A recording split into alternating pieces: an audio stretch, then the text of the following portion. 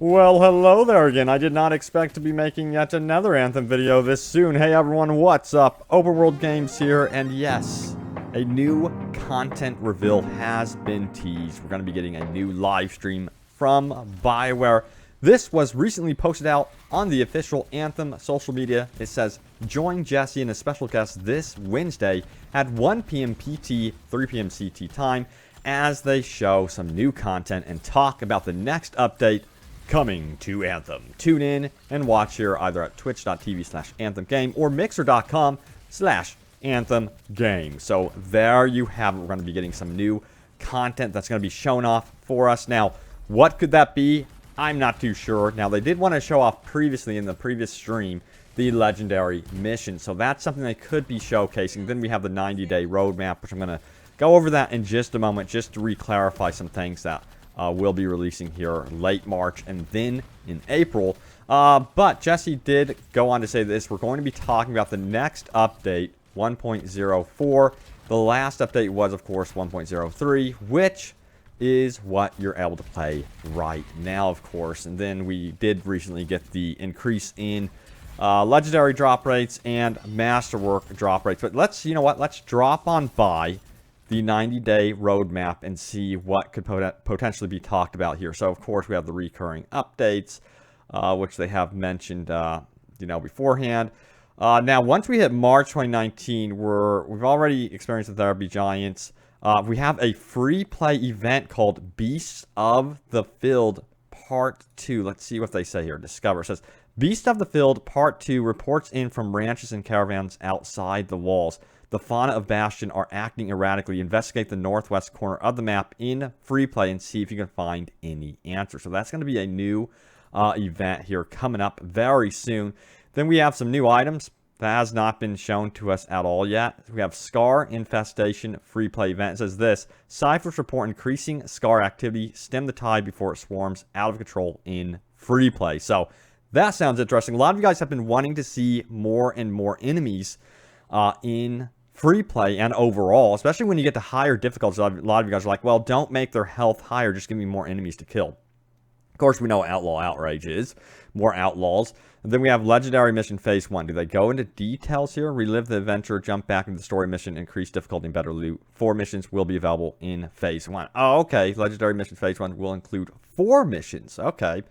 Then we have the Elysian Caches, of course. Unlock the Thunder. Obtain keys by completing daily challenges. Use your keys to unlock Elysian Caches at the end of Strongholds for vanity rewards. So, good reason to go into free play. Try out the brand new, events. And that's going to tie also into the Elysian Caches. Now, we haven't gotten this content yet. And we are more than halfway through March right now. So, this seems like it'll be coming at the end of March, of course. So look out for more news about this. I'm hoping that April isn't the same way, to be blunt, because, we really do want our content to be spread evenly, I think, throughout the month instead of it all being at the tail end of the month, making us wait like this, which is kind of, to be blunt, a little bit of a pain in the butt. So hopefully they can, as time goes on and, the bugs and the problems are fixed, and especially this loot issue that we've been all having, is addressed going forward, then, they can get to the new content and start spreading it out more evenly. But, I did want to mention the April stuff. So, a lot of you guys are wondering what's coming up in April. We have the Mastery System new items,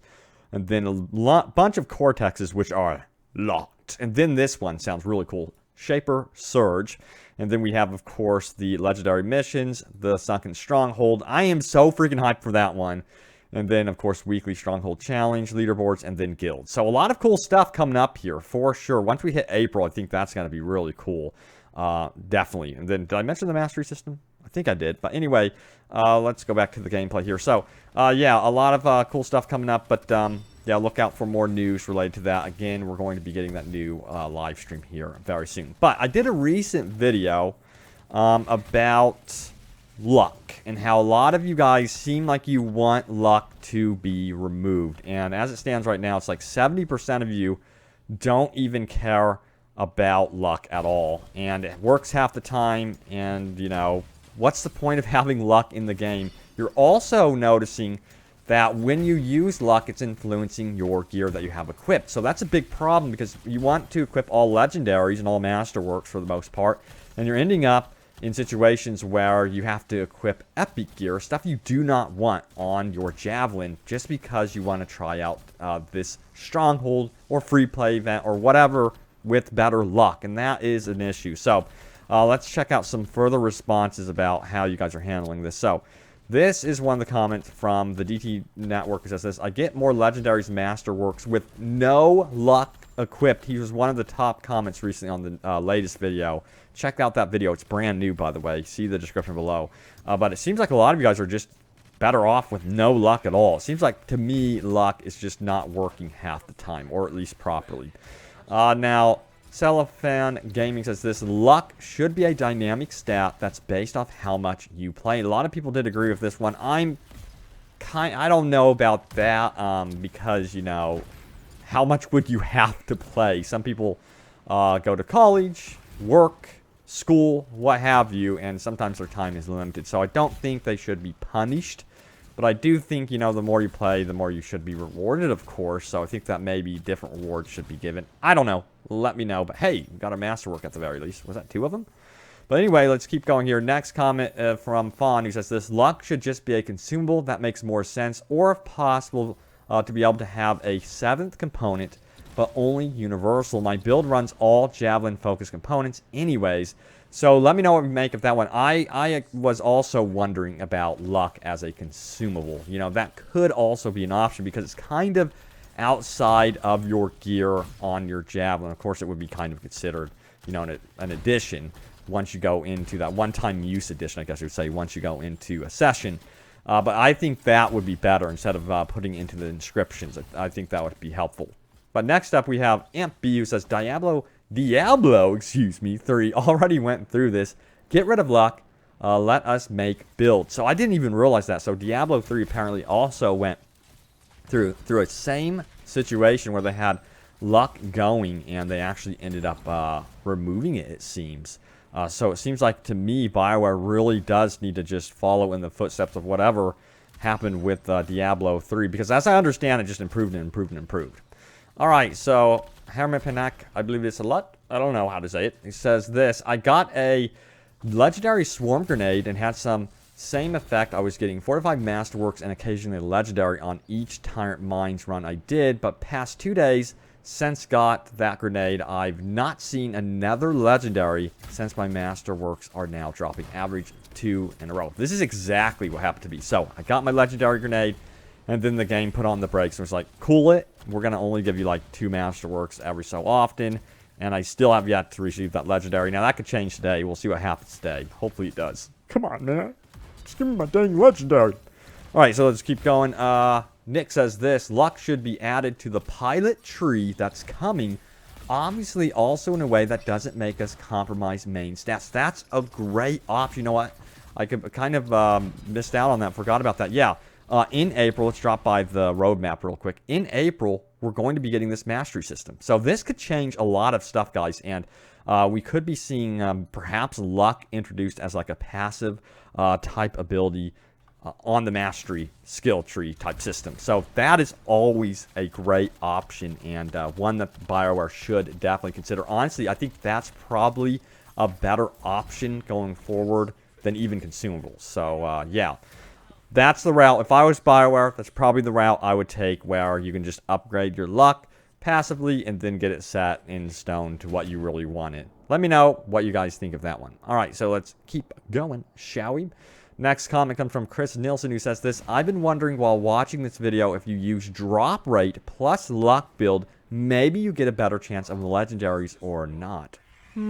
Excellent point there. So combining the two could make the difference. We'll have to do some more research about that one. Let me know if anyone has any findings about this recently, and hit me up on Discord, out on Facebook, Twitter, wherever. Let me know your findings on this, and I will highlight it in a video, because we got to figure out what is going on with drops in this game.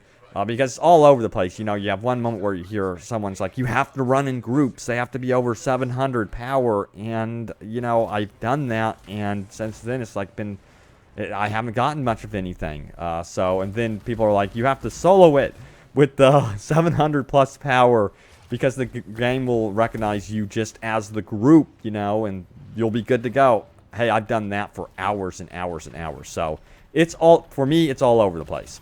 Next comment comes from Don Blias, I believe it is. Says this: I watch your videos to keep my hope alive that Anthem will come around and become a great game that it has potential to be, but I've moved on to the Division 2. While Division 2 is still buggy, it nails down content, world loot, and much more. I honestly think Anthem will struggle compared to it. Still, I'll keep hope alive by checking out your channel. Keep on trucking. Oh no, we're down. But yeah, I've been playing the Division 2 as well on stream and having a blast with that one.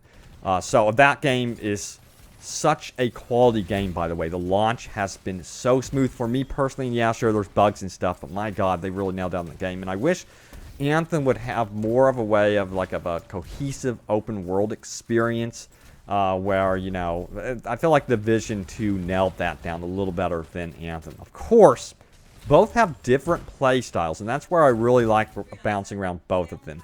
Anthem is like this super power fantasy superhero type experience. Iron Man, you know what I'm talking about. And then the Division 2 is more deliberate, a lot of fun, cover shooter. Reminds me of a beautiful Ubisoft title for sure. But yeah, going forward, I'm just going to bounce around both of those. But thank you guys so much for watching. Stay tuned here for more about any changes coming up here and this new live stream. I will be having a recap about this upcoming live stream, this new content reveal going forward. So look out for that. But guys, thanks for watching. I will see you next time, and take care.